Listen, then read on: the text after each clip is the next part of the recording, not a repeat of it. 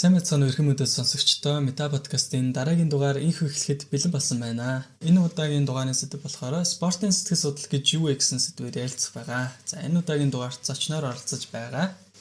За сайн мэцхан уу намайг Тэлмэн гэдэг спортын сэтгэл зүйч. Спортын сэтгэл зүйч Тэлмэнч маань оролцож байна. За тэгээд та яг хаана ямар сургууль төгссөн бэ? Яагаад сэтгэл судлал гэдэг мэргэжлийг сонгох болсон бэ? Сонирхох болсон бэ? Тэ?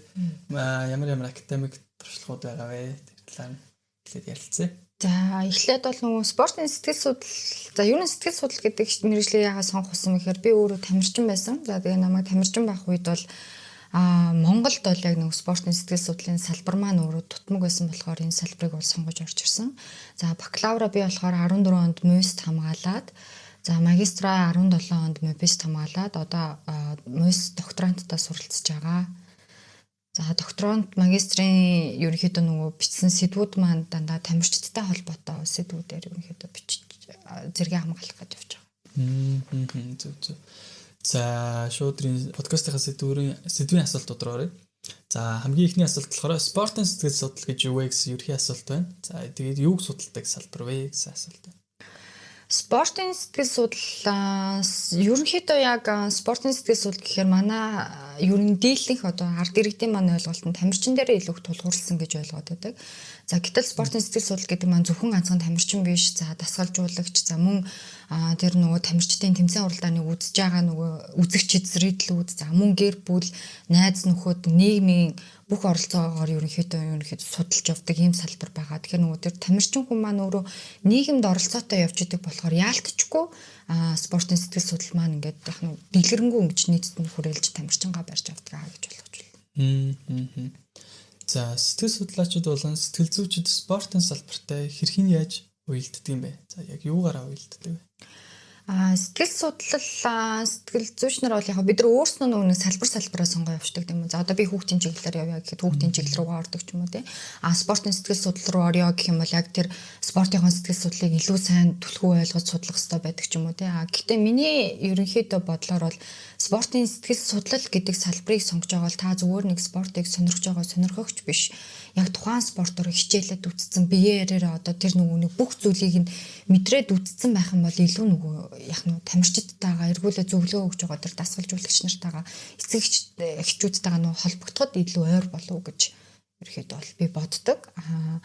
Яг сэтгэл судлалын салбаруудаасаа бол зүгээр нэг салбар нь гэхдээ яг бусад салбарууд гэх юм бол арай нэг онцлогтой тэр тамирчинтайгаа илүү түлхүү ажиллана. Эргээ дасгалжуулагч тамирчин хоёрын холбоо сэтгэл зүйч тэндээс яаж орж ирэх үү? Гэрээс нь яаж тэр хүнд тусламж хэрэгтэй орж ирэх үү гэдэг зүйлийг ч юм уу те наривчлал судалж өгдөг салбар байгаа. Зөв.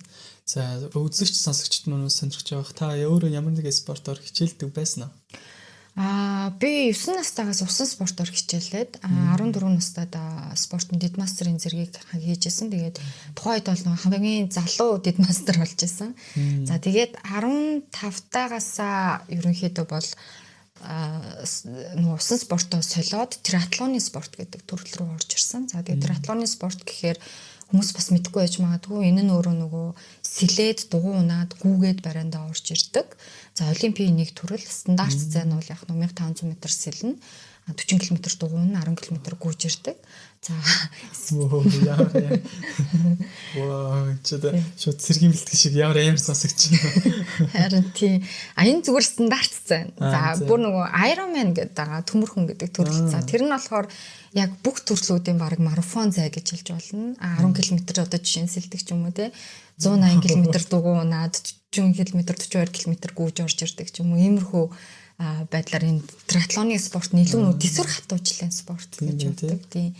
Тэгээд энэ спортоор хичээлж байхдаа өөрөө спортын мастрын зэрэг одоо спортын мастер болоод тэгээд Азийн цомоос алт мөнгөн медаль авч ирсэн юм амжилт гаргаж ирсэн. За өөрөө бас спортоор хичээлдэг байсан байна. Спортоор хичээлдэг байсан ерөөхдөө бол спортын сэтгэл судлаач болох бас үнд суурь нь байсан гэж ойлгож болох уу? Болно. Спортоор хичээлж байхад нэг юм болж исэн. 2003 онд бид нар хамгийн анх одоо олон улсын тэмцээнд усан спортын тамирчид бүгд яваад манай үеийнхэн одоо нөгөө Макаод тэмцээнд орж исэн.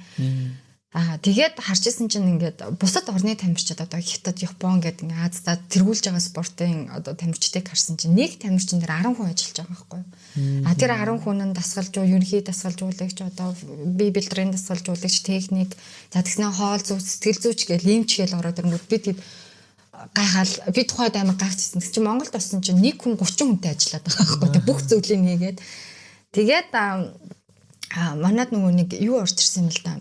Жакагийн журмаар Японоос Рёхо агш орж ирж байсан. Тэгээд Рёхо агш орж ирж байхдаа өөрөө ингээд спортын бэлтгэлийг ингээд ийм системтэйгээр ингэж хийлгэж эхэлж байхдаа ерөөхдөө бидний нөгөө мэрэгчлүүдийг ингээд чиглүүлж өгсөн гэх юм уу. Одоо жишээ нь тамирчин хүн та ямар хоол идэх ёстой вэ гэд бид нар өмнө нь бол яг хуу тэгэл хоньхон шүлийг уугаад ч юм уу те ингээд хоолоо идэл ордог байсан бол яг ингээд тэмцээн орохоос өмнө сарын өмнө одоо нүрс устай ихтэй хоол ид гэдэг ч юм уу ингээд нөгөө системийн өөрчлөлтүүд ихэлсэн. Тэгээд намайг бол чи ингээд нэг жоохон сэтгэл зүй тал руу явбал яасан ингээд тухайд бол би нөгөө хүүхдээс болохоор сэтгэл зүй гэдгийг сайн ойлгохгүй. Ингээл толгоондоо тогтоогоол өнгөрөөцсөн. Тэгээл за гэл тэгээ яг мэрэгжил сонгох болсон чинь нөгөө спорт нөгөө сэтгэл зүйн анги байхаар нь тэгээд ерөөхдөө манай ээж аваа ч нэлээд шахсан тэгэл сонгоол орж ирсэн. Тухайн үед бол дасгалжуулагч гэдэг хүн л баг бүх юм ингээд хариуцаа тэр 10 хүний хийх ажлыг баг өөрөө бүгдийг хийгээд ялангуяа бүр ганцаархнаа гэж бүр олон хүүхэд болгон тэр бүр ажилтдаг тийм. Хүүхдүүд нь бүгдээ насны хувьд бол өөр өөр настай байгаа шүү дээ. Тийм чинь багаас ахуулаад одоо 20 морь хүрсэн хүмүүс байгаа даа. Тэгээд тэрийн зөвхөн нэг хүн хийдэг байсан. Тэгээд манай зураг агш болохоор бид нар бүр айгүй сайн ингэж бэлдэж хийж өгдөг гэсэн. Рёхо агш орж ирээд ингээд яг ингэж ажиллаад тухайд л яг харж л байсан л да. Яг тамирчид чинь амжилт гаргаж байгаа дан ганц ус нөгөө дасгалжуулагчтай холбоотой биш юм байна. Юутай холбоотой юм байна гэж багийн ажиллагаагаар орж ирдэг юм байна гэдэг зүйл харж байсан. Тэгээ миний нөгөө сонгосон спортын чиглэлүүд маань өөр ганцаарчлсан спорт. Хэдий бид нар багаар ингэж нэг доор хамтарч бэлтгэл хийж байгаа гэсэн ганцаарчлалтай ч одоо яг нөгөө төрөл дөөр гардаг нөгөө цагтаа уралдаж явдаг. Тэнгууд багийн спорт нь болохоор спортын салбар дотор бас яг дахиад өөрчлөгдөж яваад эхэлдэг.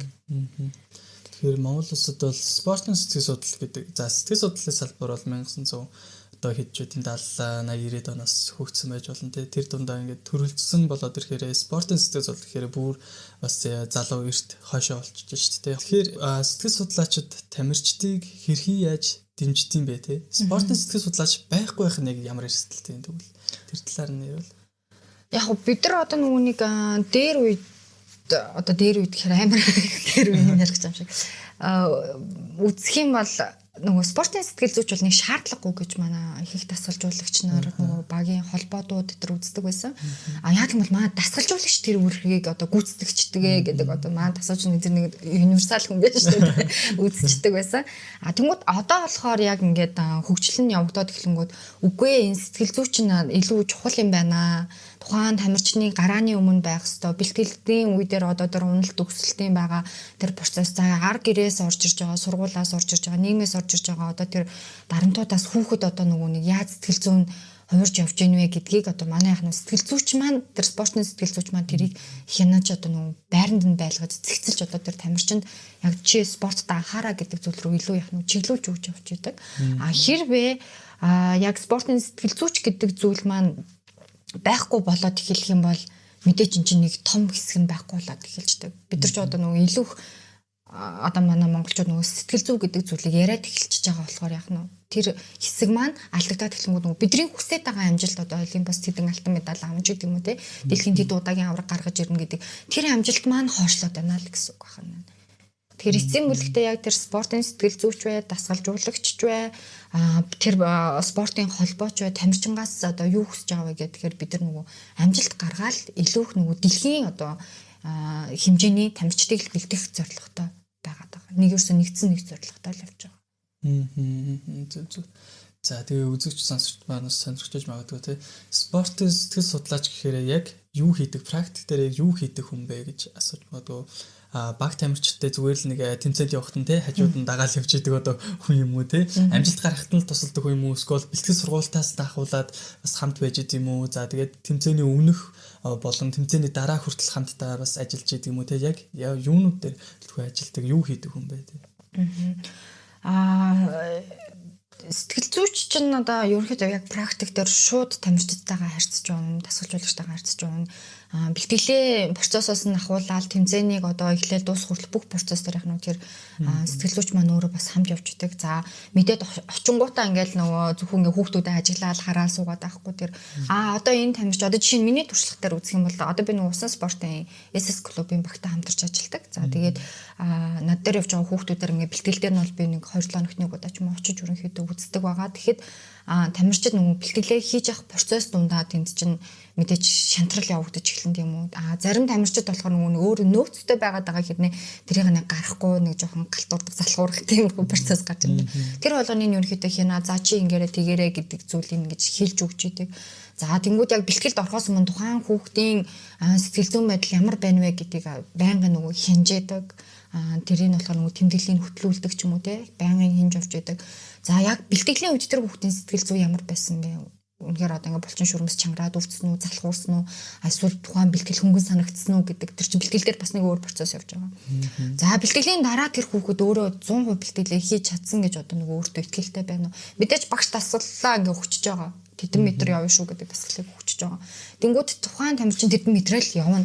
Тэгэхэд нөгөө дасгал болгоны одоо хооронд чинь нэг дасгалыг одоо чи 80% хурдтай яв гэдэг ч юм уу те 60% хурдтай яв гэдэг ч юм уу яг тэрийг гүйцэж явж чадсан уу 10 удаагийн циклээ тэрийг гүйцэж явж чадсан уу гэдэг эдгээр зүйлүүдийг нь яг нь бэлтгэлийн дараа бас өөрснөө хянуулж гаргаж ирж байдаг.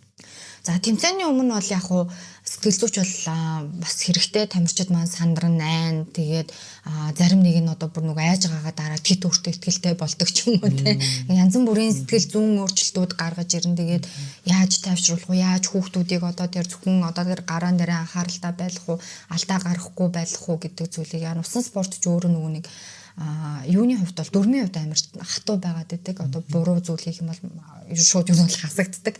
Байдалтай тийм нөгөө минутын ч юм уу секундын торгуул гэсэн юм бол байдаггүй.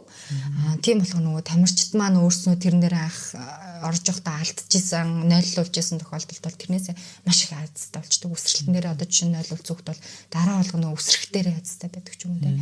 Тэгээд тэмцээний яг тэр тэмцээндээ уралдаж явах процесс тундаа сэтгэл зүйн ямар байсан бэ гэдэг хүүхдүүдээр өөрснөөр нь дотор нь бодуулаад гарч ирсний дараа за чи өөрийнхөө хүссэн хэмжээнд явж чадсан уу гэдэг талаар нь ч юм уу те зөвлөгөө ингээд өгөөд аваад явчихдаг юм зүйлүүд гарч ирдэг. Тэгэхээр байнгын нөгөө тамирчинтайгаа хамтарч ажиллана. За дасгалжуулагчтай бол хэлнэ одоо яг ямар тамирчныг шахах хэрэгтэй байна. Наач сэтгэл зүйн бэлэн болцоод байна. Наатаа одоо шахаа. Биеийн ядарч байгаасын сэтгэл зүйн бэлэн болцсон бол одоо наатаа нэг шахаад үзээрэй.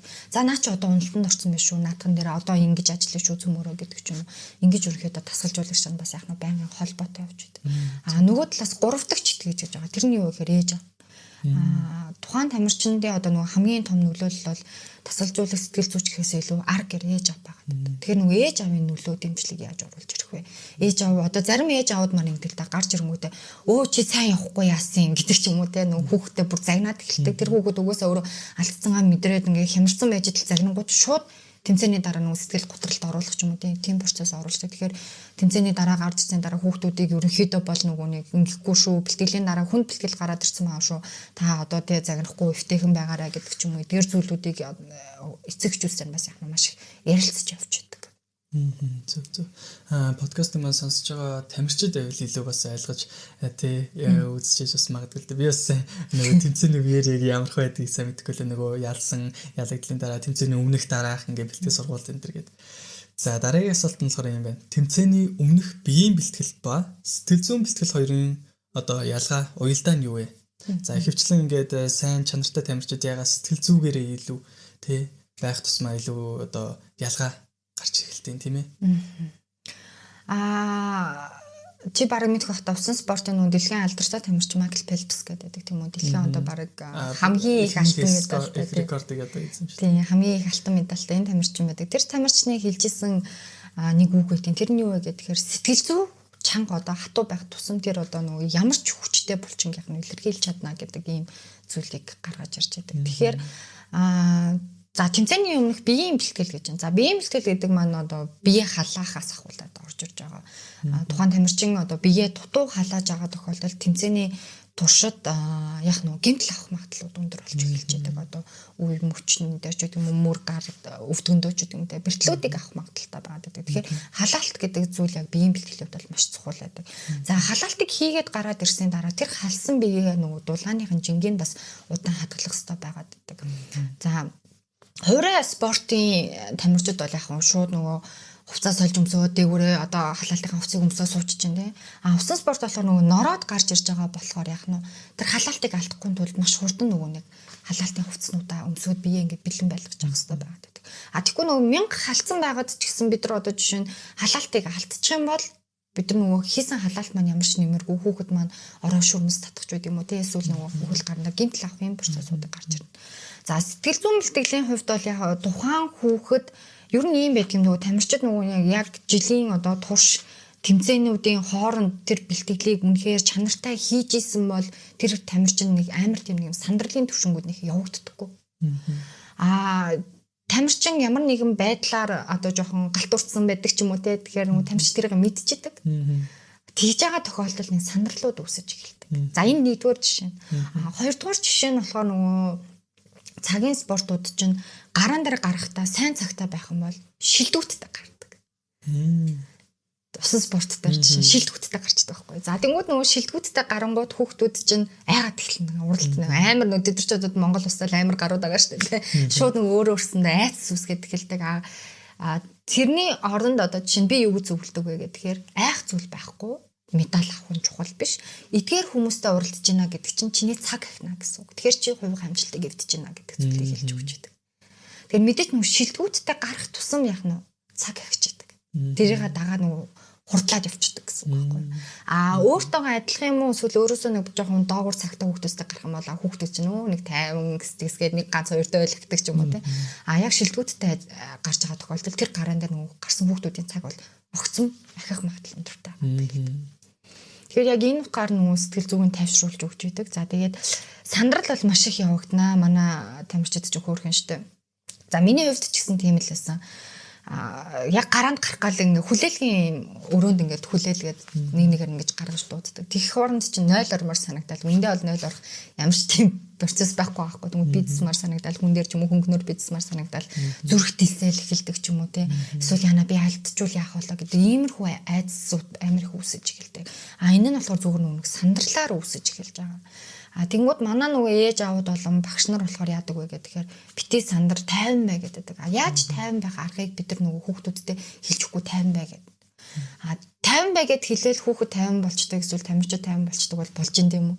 Гэтэл нөгөө хүүхдүүд чинь дотор асар их юм бодогдож байгаа шүү дээ. Тэгэхээр 50 болох магадлал бол амар хэцүү байдаг. Тэр 50 процесс руу одоо тэр сандралыг голцоо би яаж өгдөг вэ гэхээр нөгөө төвлөрөл гэдэг зүйл рүү оруулж ирж байдаг. Амьсгалын дасгал хийн зүрхнийхаа зөвхөлтийг жигэд болго.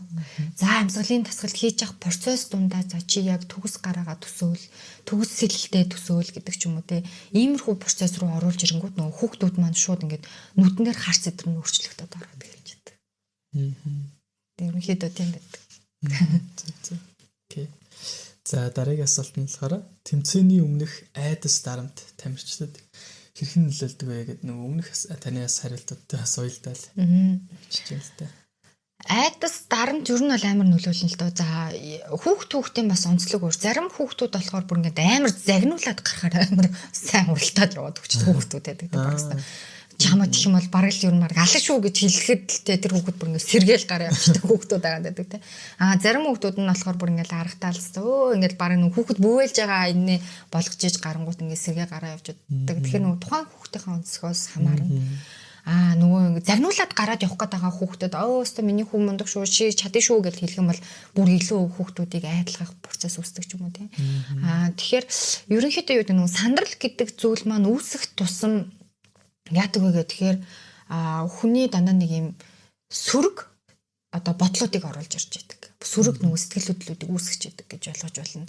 Айдас, түгшүүр эсвэл нөгөө нэг юу гэдэг бие барих гэдэг ч юм уу те. Иймэрхүү дандаа нөгөө сөрөг бодлоодыг хүмүүст өгч байдаг.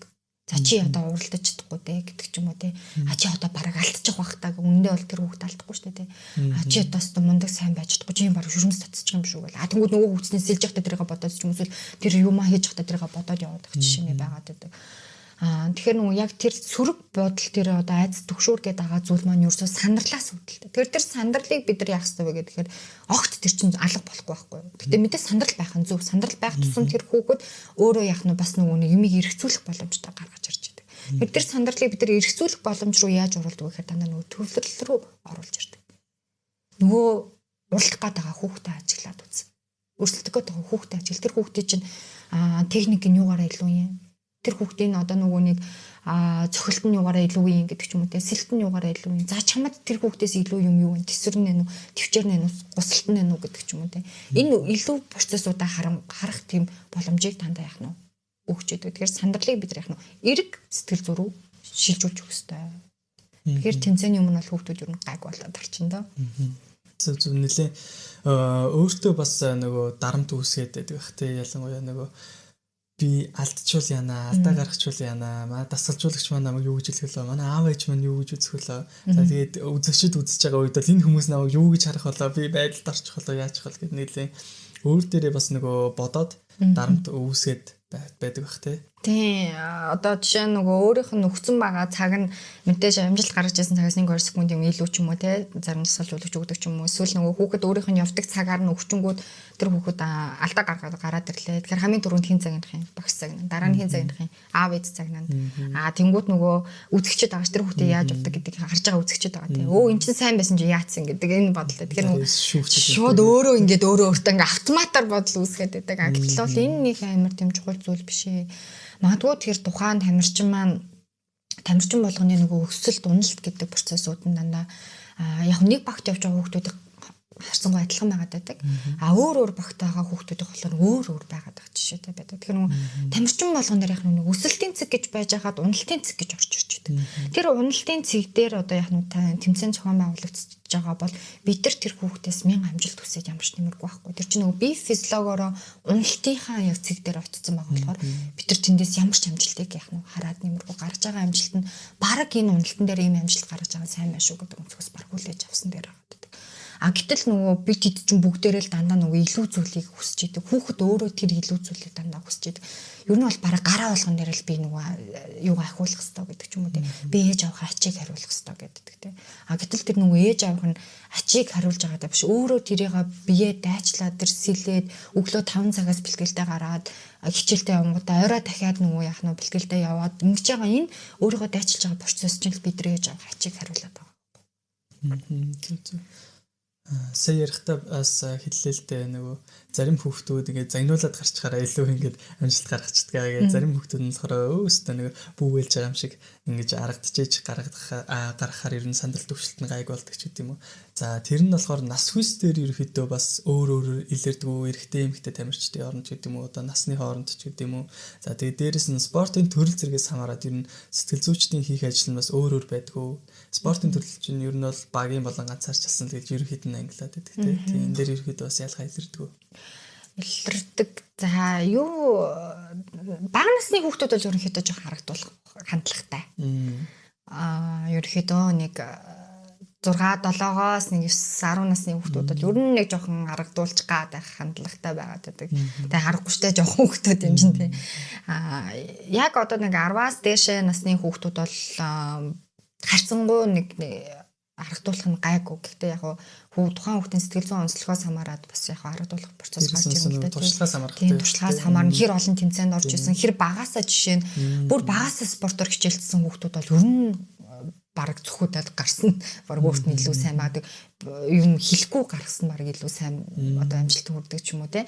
Тэгэхээр нөгөө нэг хизэнээс хичээллэж эхэлсэн бэ. Хэр их одоо тэмцээнд орж исэн бэ гэдэг зүйлээс бас гарч ирж байгаа байгаа. За нөгөө талаасаа бас тасалжуулагч хамаатай. Бэлтгэл дээр ерөнхийдөө загнаад хатуу үгээр ингээ хилээд ч юм уу те хүүхдүүдийг ингээ чангалаад ингээд нэм хатуу гараар ингээд бэлтгэл хийж байгаа хүүхдүүдийн тамирчид бол ер нь бол нэг айхтар тэгш нэг аргадуулах гадах юм байхгүй байгаа гэдэг. Гэхдээ яг мэдээж л бас тухайн үед гинт нөгөө сэтгэл зүйд нь тухайн үед ямар өөрчлөлт гарч байгаас хамаарат өөр л тоо. Тэгэхээр яг тийм зүйлүүд бол гарч ирнэ. За хүүсийн хувьд бол яг усан спортын хувьд ч юм уу те нэг онцын нэг тийм ялгаа бол байгаад байдаг. Эрэгтэй хүүхдүүд ч гэсэн адилхан байдаг, эмэгтэй хүүхдүүд ч гэсэн адилхан байдаг. Насны хувьд ч гэсэн яг түрүүн өөрөө чинь хэлснээр тэр туршлага тэр хүүхэд хуримтлуулагдсан. Тэр хэмжээгээрээ тэр хүүхдийн яг нь гараанд гарахын өмнөх айдсууд нь багасаад байгаа гэдэг. Гарч ил байдгийн, орж ил байдгийн гэдэг ч юм уу. Тэгээ бүр ингээд нэг хэвэн болгоод үзсэн хүүхдүүд байдаг. Тэр нь юунаас хамааралтай байдаг вэ гэхээр тэр хүүхэд бэлтгэлээ яаж хийж байна. Бэлтгэл дээрээ тэр хүүхэд одоо сэтгэл зүгээрээ яаж хийж, тэмцээнд орж байгаа юм шиг хийж гэнэ үү.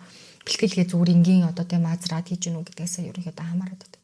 Манай дийлэнх тамирчтай болон эцэгчүүдийн нэг юм алдаа байгаад байдаг. Тэр нь юу вэ гэхээр бэлтгэл нэг тусдаа зүйл, тэмцээн нэг тусдаа зүйл. Яг үннийг хэлэх юм бол бид нар тэр бэлтгэлийн процесс дунд одоо бид нар нэг 10 жил тахтаа ч юм уу сургууль тахтаа ингээл хичээлээ хийж байгаа л удирлын эцэст дүнг гаргадаг тийм үү, шалгалт өгдөг. Яг тэрнтэй адилхан процесс байхгүй юу? Би юу сурсан бэ гэдэг би шалгалтаар л харуулж байна тийм үү.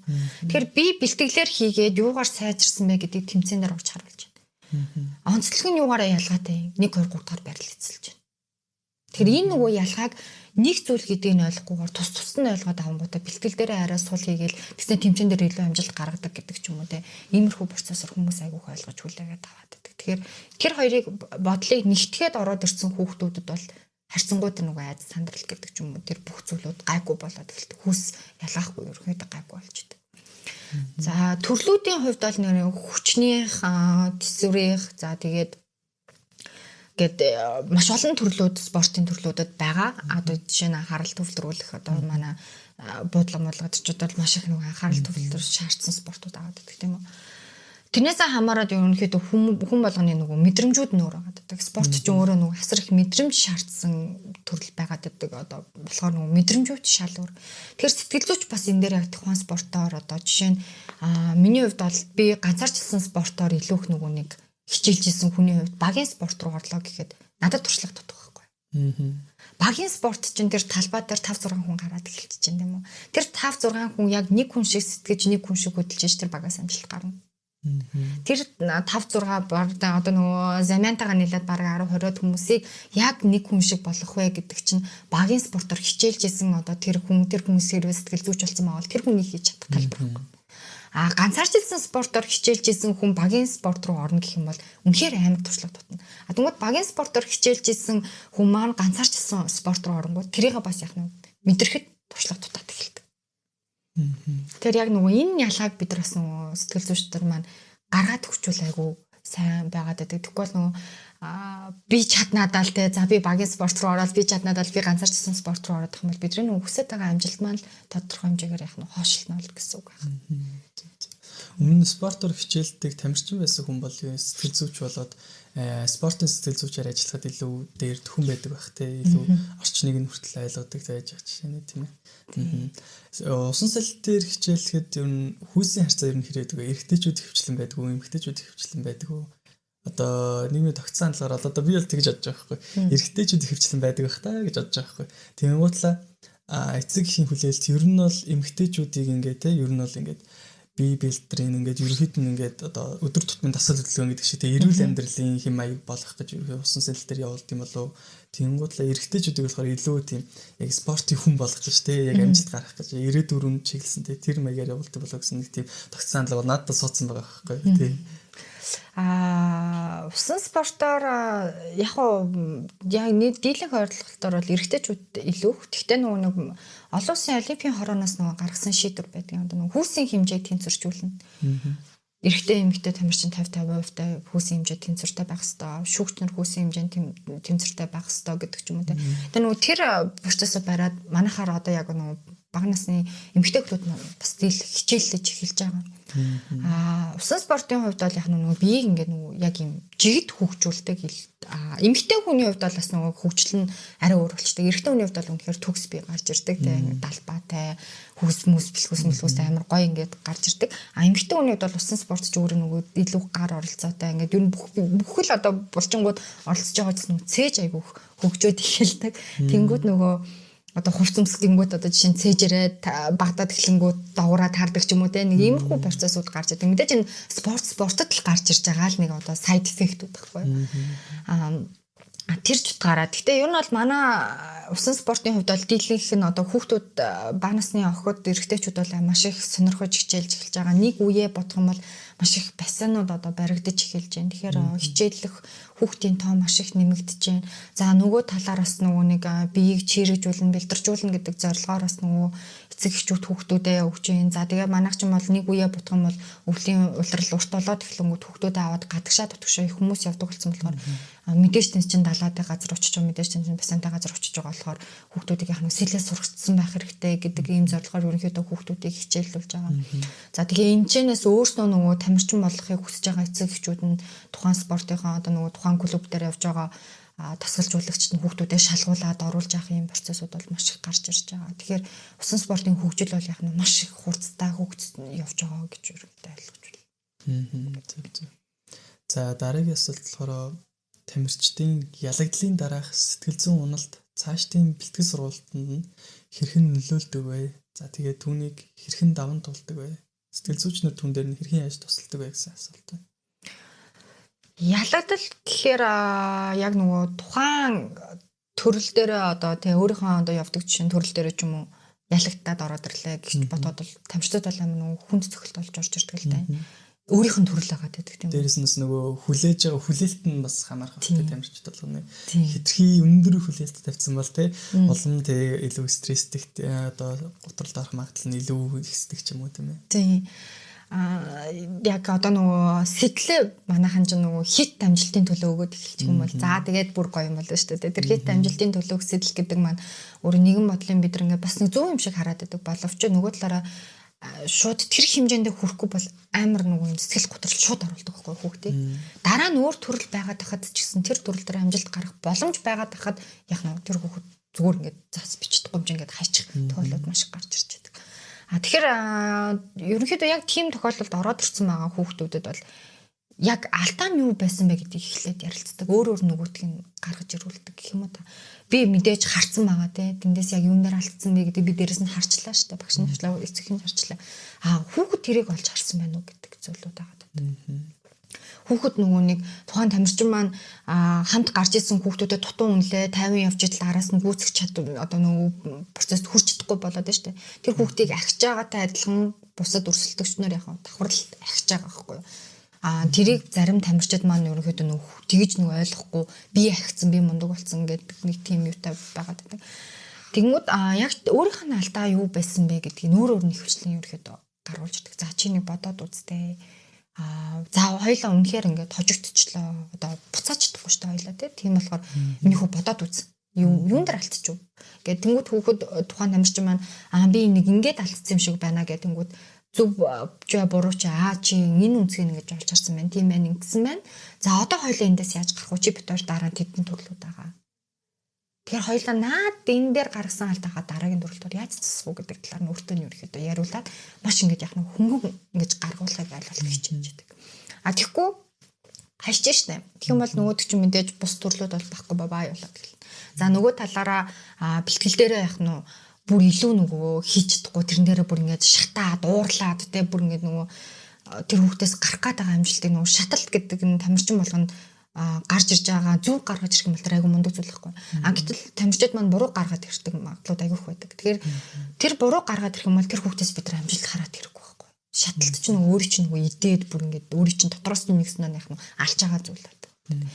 Тэгэхээр тэр нь бэлтгэл дээр яг нь гарч ирж байдаг. Тэгэхээр тэрийг бас яг нь зөөлөж өгч явуулж өгч байдаг. Гэтэл зарим хүүхдүүд бас сонирхолтой нөгөө нэг өөрийнхөө төрөл дээр хожигдсан ч гэсэн за би дараагийн удаа ална. Одоо жишээ нь надтай тохиолдож байсан юм талаад байхгүй.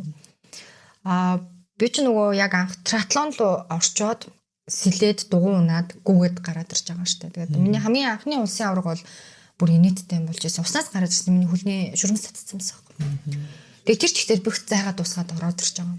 Тэгээ орж ирчээ за дараа жил ингээд одоо тэ ингээд бэлтгэл хийж агаад орё гэдэг юм юугаар хийж агаад дараа жил нь орж ирэхтэй. Тэрнээс өмнө болох нөгөө нэг олон улсын нэг тэмцээнд явж таарсан байхгүй. Тэгээд олон улсын тэмцээнд явж байхдаа бол сэлж гарч ирчээл тэр чинь би сударсан байж хат дугуй унаал тэгээд дөнгүүд дахиад гүйлт рүү шилжингүүд яг тэр тэмцээний процесс донд одоо тэр цагийн хугацаанд бол амар олон сэтгэл зүйн процессууд явагдаж байгаа байхгүй. Жишээ нь би яг юу хийгээд байгаа юм бэ гэдэг асуултыг би өөрөөсөө амар их асуудаг байсан байхгүй. Би яг юу хийгээд байгаа юм бэ? Би яагаад өөрийнхөө ингэж зовоогоод байгаа юм бэ те? За болий. За би зүгээр барианд ороод болий те. Гэхдээ бас нөгөө голоос нь хайчихгүй байгаа байхгүй. Барианд ороод болий. За би энэ спортын хүн бол биш зүгээр усаараа явж игээд.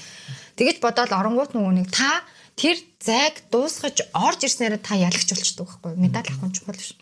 Тэнгүүд тань ингээ финишер медаль өгч чагаа. Нөгөө за би нөгөө болий гэж бодож байгаа хүн шүү дээ. Барианд ортлоо болий гэж бодож байгаа хүн чинь орж ирэнгүүт дараа жил би алтнаа гэдэг ч юм уу.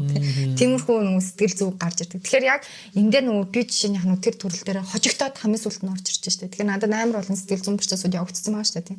Гэтэл орж ирээд надад тэр урамшуулж байгаа тэр медаль нь яах нь дараагийн удаа орох тэр сэтлийг өгч байгаа. Тэнгүүд тэр хүүхэд унаад гараад ирэнгүүд ээж аавын сонгож байгаа үг, багшийн сонгож байгаа үг зүв байх юм бол яах нь дараагийн удаа гаргаж ирэх тэр сэтгэлийг нь болгоод өгчдөг. Холын зай марафонч байдаг юм уу, триатлонч байдаг юм уу, тэд нар болохоор яадаг вэ гэхээр медаль өгчдөг. Тэр нь болохоор ингээд тэдэн оны улсын арга финишер медаль гэдэг өгчнө. Тэнгүүд окей заална гэдэг ч юм уу тийм процессыг амирх гарч ирж байна. Зөв. Энд дээр л одоо спортын сэтгэл судлаач гэдэг хэр чухал юм бэ гэдэгс харагдаж байна тийм ээ. За дараагийн асуулт болохоор Монгол тамирчдын онцлог гэж байдаг уу гэсэн асуулт байна. За энэ дээр болохоор нийгмийн тогтсон хандлага, нэг амжилтын дарамттай ард ирдээс ч юм одоо олимпиад оролцлоо гэж бодоход тийм одоо Монгол улсын ард түмнээс одоо ирж байгаа тэр дарамтч гэдэг юм тэрийг битэрч байгаа. За тэгээд алдах хэрэг байхгүй гэдэг ч юм одоо тийм үзэл суртал ингээд ягаад ч юм суудсан байх тийм энэ яг уламжлалт үзэл хандлагатай холбоотой ч гэдэг юм уу. За тэгээд социализмоос одоо үлдсэн юу ч гэдэг нэг улсын нөгөө нэр сүр гэдэг ингээд явдаг ч гэдэг юм уу. Тэгээд тиймэрхүү онцлогуд юм бол байдаг уу? Тэр байгаа. Манай монголчууд арт иргэдийн хувьас бол мэдээж бид нар нөгөө Монгол улсын нэрийг барьж явж байгаа гэдэг зүйл чинь өөр айгуу тамирчин хүн айгуу том юм нөгөө дарамт болж орж ирдэг байхгүй. За Монгол улсын нэрийг барьж явж байгаагаас гадна өшөө нөгөө нэг ямар дарамт орж ирдэг вэ гэхээр бид нар чинь олон улсад одоо тэмцээнд дуудагдахтаа нэрээрээ биш одоо би тэлмэн гэдгээр ш би аавынхаа нэрээр дуудагддаг байхгүй. Тэнгүүд давхар дарамт орж ирж байгаа. Би нэгт Монгол улсын тамирч. Монгол улсыг барьж байна. Хоёрт би эцгийнхаа нэрийг олон улсын дэвтэр гаргаж байна. Тэгэхээр энэ давхар дарамт бол ороод ирчихэж байгаа. За гэтэл одоо олимпиад бол амар хэцүү. Манайхан чинь тэдэн олимпиас тэдэн медаль аавна гэж ард иргэдэн ч тийм медалийн хөдлөлттэй, тамирчид нь ч өөрөө тийм хүлээлттэй байгаа л хэлдэг тийм үү. Тэр нь болохоор ингээд тамирчдад бол ингээд маш их ингээд дарамтууд олж орж ирдэг. За мэдээж мэрэгжлийн мундаг сайн тамирчид маань бол тэрэн дээр ингээд олон ороод эхэлсэн одон тамирч одоо тэмцээнд ороод ирсэн хүмүүсийн хувьд тэрийг хөнгөн хүлээж авч байгаа ч гэсэн тодорхой хэмжээнд би алдах хэрэггүй гэдэг ойлголтыг амар их өөрсөн дээр авч идэг байхгүй. Алдах эрхгүй гэдэг ойлголтыг эсэргээрээ одоо яах нь би алдахгүй байхын тулд би юу хийх ёстой юм бэ? Эрэг одоо дана тэр одоо сүргээр алдах эрхгүй гэдэг чинь уг нь бол гой үг байгаа ч тийм. Гэтэл тэр сүрг хандлага орвол одоо сүрг мэдрэмжийг тамирчид өгөөд гэдэг. Тэрийг бид нар эрэг болгож өгч өстой. Тэрийг яг нь тамирчин маань өөрөө хийдэг байхгүй. Өөрөө хийхэд нөгөө яг нь сэтгэл зүйчин туслана, багш нь туслана тийм үү? Мундаг байна. Олимпиад ирэх аваад орно гэдэг чинь амар мундаг зүйл байхгүй юу? Олимпиад ирэх аваад ороод ирлээ. За чи Монгол улсынхаа нэрийг гаргах гэж байна. За би олимпийн эрхийг авсан юм чи одоо би яах ёстой юм бэ? Би алдахгүй байхын тулд би өөрийгөө яаж бэлдэх ёстой юм? Би бэлтгэлээ яаж хийх ёстой юм? Би сэтгэл зүгээ яаж барих ёстой юм? Би хоол зүгээ яаж барих ёстой юм? Би бэртэл авахгүй байхын тулд яах ёстой юм гэдэг энэ процессуудыг дасгалжуулагч тагаа сэтгэл зүйчтэйгээ ээж автайгаа яах нь ярилцаж гаргаж ирээд юм скежюл болгоод яах нь төлөвлөгөө болгоод гаргаад ирчих хэрэгтэй байна.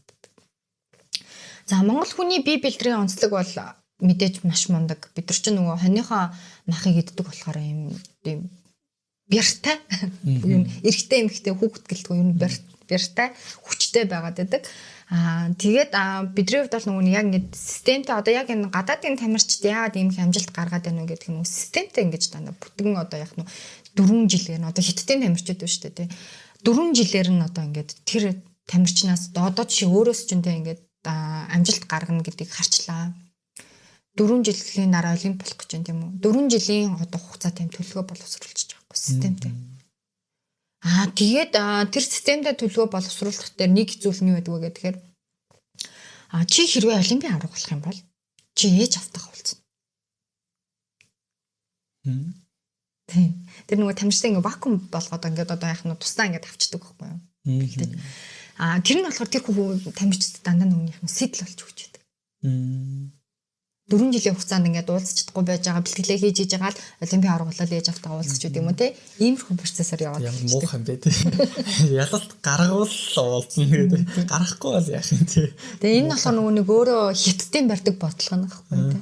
Манай монголчуудад бол угаасаа тийм юу байхгүй штэ. Бид ээж автаагаа хамт сайхан тэгээл нөгөө холилдоод амьдарч байгаа тийм үү. Тэгэхээр яг тийм юм байхгүй ч гэсэн яг ингээд системтэй бэлтгэлийг гаргаж эхлэх хэрэгтэй байгаа. Тэгээ өглөө одоо бэлтгэн хуурай бэлтгэл нь хийдийн хугацаанд орохын одоо тэр одоо бэлтгэлүүд чинь маш олон төрөлтэй байгаа шүү дээ. Тэгэхээр хоол зүүн ямар ахын одоо тэр нөгөө өгж байгаа уураг эдэр нь одоо жишээ нь ямар хөө хэмжээнд өгөх ёстойн одоо эмнэлэг маань хамтарч ажиллах нь байна спорт эмнэлэгнүүдэд тамирчтай бид нар 4 жилийн хугацаанд бэлтгэл авах нь бол яах ёстой юм. Амжилт гаргуулахын тулд бид нар тэр хүүхдийн сэтгэл зүйдээр нь яг яаж ажиллах юм гэдэг ч юм уу тийм. Яг юм системтэй бэлтгэл гаргаж ирээл пак гэж 4 жилийн хугацаанд явчих юм бол бидрээс яг нь уул амжилт гарах харагдаад байдаг байхгүй. Тэнгүүд манай ахын чинь яадаг вэ гэхээр яг олимпийн өмнө ч гэдэг юм уу те нэг жилийн өмнө ч гэдэг юм уу эсвэл 6 сарын өмнө ч гэдэг юм уу сэтгэл зүйчийг оруулж ирдэг ч юм уу те. Тэнгүүд тэр чинь мэдээж 4 жилийн хугацааны өгж байгаа зүйлийг бид нар 6 сарын хугацаанд ч юм уу 3 сарын хугацаанд юм уу жилийн хугацаанд өгнө гэдэг бол бас өрөөсгөл ойлголт агаад байдаг. Одоо бид нар яг ингээд сайн болгоод гаргаж ирж байгаас ч гэсэн мэдээж тэр чинь хугацаа шаардна алдагдчихж байна л гэсэн үг байхгүй. Тэр энийг маань яг ингээд бодлогын түвшинд ингээд бариад хийгээд ингээд салбартаа ингээд спортын сэтгэл зүйчтэй одоо жишээ нь өсвөрийн ихтэй ч гэдэг юм уу те өсвөрийн шигшээ багийнхан дээр өсвөрийнхэнтэй ажилтг сэтгэл зүйч насан туршигчтай одоо шилдэгүүдтэй ажилтдаг гэдэг ч юм уу ингээд анхан шатны яг тэр тамирчин болохоор орж ирж байгаа хүүхдүүдийн сэтгэл зүг анхан шатнаас нь яаж бэлтгэх юм бэ гэж бас нэг ингээд холбоотууд маань эдгээр зүйлийг хийгээд явчих юм бол өөрөө яах нь бид нар нөгөө хүсэж байгаа амжилтыг илүү хурдан харах боломжтой байгаад байдаг. За сая жишээ нөгөө хүүхдийн Азийн 3 дахь наадам Бахрейнд болсон шүү дээ. Тэгээ би болохоор нөгөө триатлоны спортын бас олуулсан шүүгч нь байхгүй юу. Тэгээ тийшээ нөгөө томилтоор явсан. Тэнгүүд надад Хонконгийн баг Хонконг гэсэн баха тийм. Хонконг Хятад хоёрын багийг харж байхад яг нь өсвөрний одоо хүүхдүүд дээр тасгалжуулагч нар нэ, сэтгэл зүйч нар нэ, эмч нар нэ. Тэгээ ажиллаа явж байгаа. Тэгээд амжилт яг нь гаргаж байна гэсэн. Тэгэхээр бүр ингээ багаас нь бид нар ажиллаад явжвал уг нь бидний нөгөө бие бэлтрийн одоо тэр сэтгэлгээний онцлогоос харах юм бол амжилт гарах бүрэн боломжтой. Тэгээд нөгөө эрс тэрс уур амьсгалд амьдрдаг хүмүүсийн хувьд ч нөгөө төсвөр төвчээр нь арай нөгөө байнгын уур амьсгалтай хүмүүсийнхээс өөр байгааддаг. Зөв сэтгэл судлаач нар бас нэг спортын сэтгэл судлаач нар маань спортын төрлийнхэн дагуу за тэгээд насныхын дагуу хүйсийнхэн дагуу тийм ээ за ялангуяа урт хугацаанд ажиллах нь илүү үр дүнтэй байдаг юм шүү дээ нөгөө тийм ээ хариусан хүн буурынхаа цанг хандахгүй гэдэг шиг нөгөө тамирчтай ингээд бүгдийг нэг мэддэг болоод урт хугацааны судалгаа шинжилгээнд үндэслээ тийм ээ тэгэж ажиллах нь илүү үр дүнтэй байдаг юм шүү дээ тийм ээ дээрэс нь бас түрүүний таны ярьсан бас их сонирхолтой л да нөгөө амжилт гарах ёстой гэж бодохгүйгээр амжилт гарахын тулд би яг юу хийх хэрэгтэй вэ гэдэг тэн дээр төвлөрөх нь илүү зүйтэй байна шүү дээ. Амжилт гарах ёстой гэхээр амжилт гарахгүй бол бүр нэг амар доошоо унчих гэдэг шүү дээ наадлроо тий. Яг тэрний оронд амжилт гарахын тулд би яах ёстой вэ гэхээр яг арга зам руу чиглээд яваад эхэлчихэж шүү дээ. Тэр бас их гоё арга шүү дээ. Тэгээд ерөнхийдөө би нөгөө ажилдаг одоо нөгөө тамирчидтай дандаа хэлдэг. Чиний зорилго юу юм? Эцсийн зорилго ч юм. Тэнгүүд нөгөөдөл чинь ингээл зорилгоо гаргаж ирээл хөөргөн юмнууд ярина. Тэгэл ихэнх тамирчдын эцсийн зорилго нь олимпиад орох гэдэг байхгүй. За олимпиад орно. За тэгвэл чи надад уулын орой дээр тавьчих маань одоо дэлхий дээр хамгийн өндөр уулын орой юу юм? Эверест. За Эверест орой дээр тавьчих. За наа оройлгоо авирахын тулд чамд юу хэрэгтэй ингээд дүнгууд чи ингээл янз бүрийн юм хөөрхөн юм хэлж байдаг. За дүнгууд наа чинь бүгд шат байх хэвээр. Шат болгон чи нэг зорилго. Чи өнөөдөр бэлтгэл дээр 100% бэлтгэлээ одоо өөрийгөө дайчилж хийж чадсан бол наа чинь чиний зорилго. Тэгээд тэр зорилгоор чи яах нь тэр шатыг тавихдаа одоо нөгөө амархан хугарах банзан шат тавих уу? Хизээч хугарахгүй бетон шат тавих уу? Тэр нэг удаа тэр хүүхэд бэлтгэл дээр 100% бэлтгэлээ хийчлээ. Good job. Натаа батал. Тэгэхээр тэр чинь нөгөө суурных нь бат болж өгч байдаг. Тэгэхээр нөгөө иймэрхүү байдлаар хүүхдүүдэд хэлчихээр хүүхдүүд маань өөрснөө бас тэрэн дээр ингээд амар яагаад гэдэг бид нар зориг гэнгүүт бидний хараад байдаг өнцөг нь болохоор ингээд нэг өөр одоо нэг юм харж байгаа нэг юм өнцөг байгаа шүү дээ. Одоо жишээ нь миний академик зорилгын хувьд болохоор би доктор хамгаалах гэдэг ч юм уу тийм үү.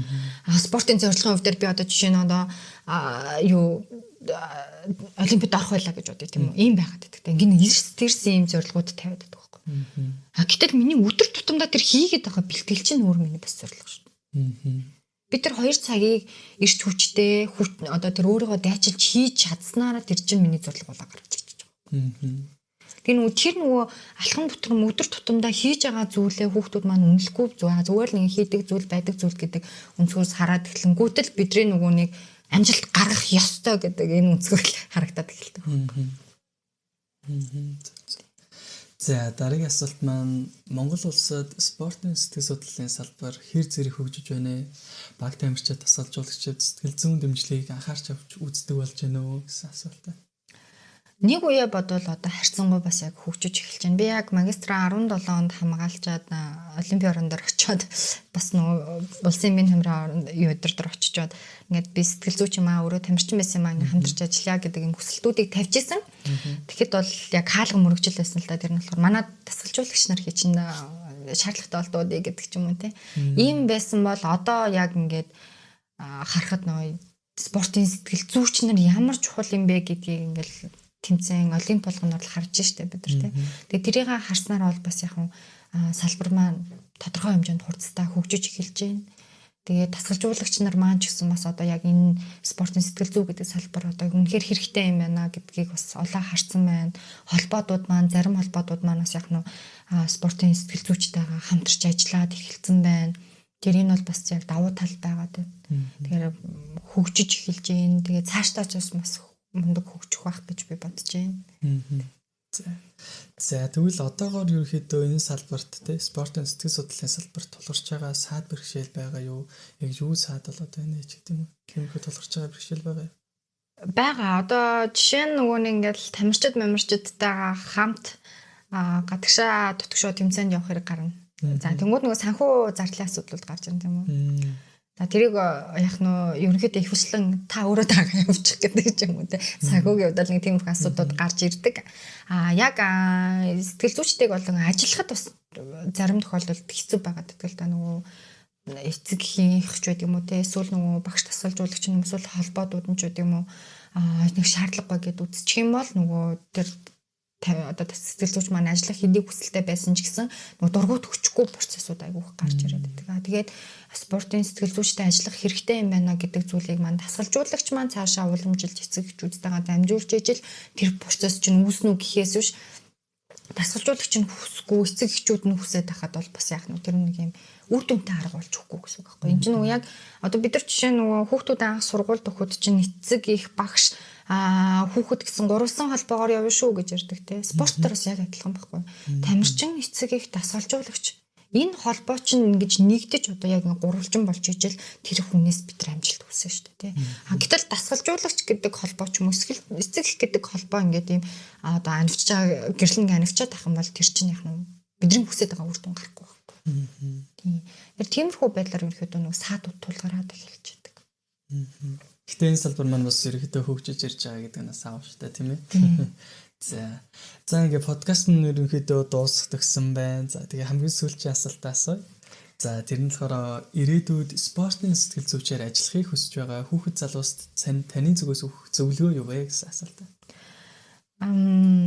Спортын салбарыг сонирхож орж ирж байгаа сэтгэл зүйч нарт ерөнхийдөө хүүхдүүдэд яг тухайн спортоор хичээлээд үзсэн тий. Гэхдээ нөгөө сонирхож гэхээсээ илүү мэргэжлийн түвшинээс хичээлээд үзсэн. Тэр нөгөө тамирчин гардаг бүх тэр мэдрэмжүүдийг өөрөөр ингэ мэдрээд үзсэн байх юм бол та нар илүү хөтэйнийх нь амжилт одоо тий сэтгэл зүйн салбараар амжилт гаргах боломжтой шүү. Тэгээд нөгөө тэр спортоор хичээлээгүй ч юм уу байж иж тухайн спортыг би спортын сэтгэл зүйч юм чин гэж чадна гэд орох юм бол энэ нь өөрөө бас жоохон өрөөсгөл болоод эхлэв шүү. Танаас яг тэр нэг хүсэж байгаа үр дүн маань бас яах нь гарахгүй. За хэрвээ та үнэхээр одоо тэр бүрэн сайн мэдлэгтэй биш спорт руугаа зөвлөгөө өгөхөөр орж байгаа бол урьдчилаад одоо тэр бүх нөгөө нэг тэр спортын хандлага бүх мэдээллүүдийг аваад үзсэн байгаарэ гэж хэлмээр байна. Нөгөө спортоор хичээллээд үдцсэн хүний хувьд өөр бусад спортын ганцаарчлсан төрөл рүү ороход нөгөө нэг судалгаа хийгээд үзчихэж штэ. Одоо нөгөө олон улсын тамирчид нь яаж тоглодгийг, монголчууд нь яаж тоглодгийг, ерөнхийдөө энэ спортын голд нөгөө нэг техник нь юу байдгийг, дүрм нь юу байдгийг гэдэг энэ судалгааг хийгээд орсон байгаа тохиолдолд яг нөгөө тамирчиндаа илүү хүрх амархан багтдаг. Тийм. Тэгэхээр тэр судалгаануудыг би бас маш сайн хийж аваасай гэж хийгээрэй гэж одоо хүсэж байна. За мета подкастын ингээд одоо уламжлал руугаа орж эхлэе. Тэгээд дуусгасан чинь за Тэлмэн сэтгэл зүйчийн өнөөдрийн подкастыг сонсож байгаа сонсогч нараас маань асуух асуулт юу вэ?